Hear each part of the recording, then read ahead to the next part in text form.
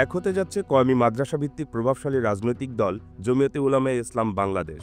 বিভক্ত দুই অংশ বিরোধ মিটিয়ে দ্রুতই মিলে যেতে পারে বলে স্ট্রিমকে জানিয়েছেন দলটির শীর্ষ নেতারা। বিরোধ মেটাতে দুই অংশকে নিয়ে গত 18 নভেম্বর রাতে একটি বিশেষ বৈঠক করেছেন বাংলাদেশে সফরে থাকা পাকিস্তানের জমিয়তে উলামায়ে ইসলামের সভাপতি ও দেশটির সাবেক মন্ত্রী মাওলানা ফজলুর রহমান। জানা গেছে, বৈঠকে এক হওয়ার ব্যাপারে পাকাপাকি সিদ্ধান্ত নিয়েছে উভয় অংশ। নির্বাচন কমিশনের রাজনৈতিক দল জমিয়তের নিবন্ধন নম্বর 23। দলটি এখন দুই ভাগে বিভক্ত। জমিয়তের নিবন্ধিত অংশের নেতৃত্বে রয়েছেন দলটির সভাপতি মাওলানা ওবায়দুল্লাহ ফারুক ও মহাসচিব মঞ্জুরুল ইসলাম আফেন্দি।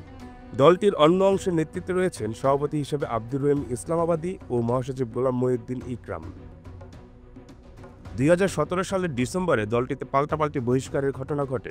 ওই সময় দলের সভাপতি ছিলেন আব্দুল মমিন ইমামবাড়ি আর মহাসচিব ছিলেন নূর হোসেন কাশিমি। তারা 3 বারের সংসদ সদস্য ও 2 বারের প্রতিমন্ত্রীর দায়িত্ব পালন করা মুফতি মোহাম্মদ ওয়াক্কাসকে দল থেকে বহিষ্কার করেন। পাল্টা পদক্ষেপ হিসেবে বহিষ্কারের একদিন পরে 2018 সালের 11 জানুয়ারিতে মুফতি ওয়াক্কাস একই নামে 121 সদস্য বিশিষ্ট জমিয়তের আরেকটি কমিটি গঠন করেন। বিভক্ত জমিয়তের একাংশের সভাপতি নির্বাচিত হন তিনি। 2021 সালে মুফতি ওয়াক্কাস মারা যান।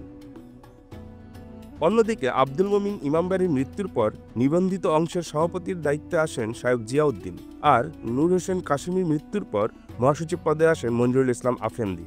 2025 সালের 26 এপ্রিল জাতীয় প্রেস ক্লাবে দলটির কাউন্সিল অধিবেশনে সভাপতি জিয়াউদ্দিন বার্ধক্যজনিত কারণ দেখিয়ে দলের সভাপতি পদ থেকে সরে গেলে দায়িত্বে আসেন ওবায়দুল্লাহ ফারুক, আর মঞ্জুরুল ইসলাম আফেন্দি পুনরায় মহাসচিব নির্বাচিত হন।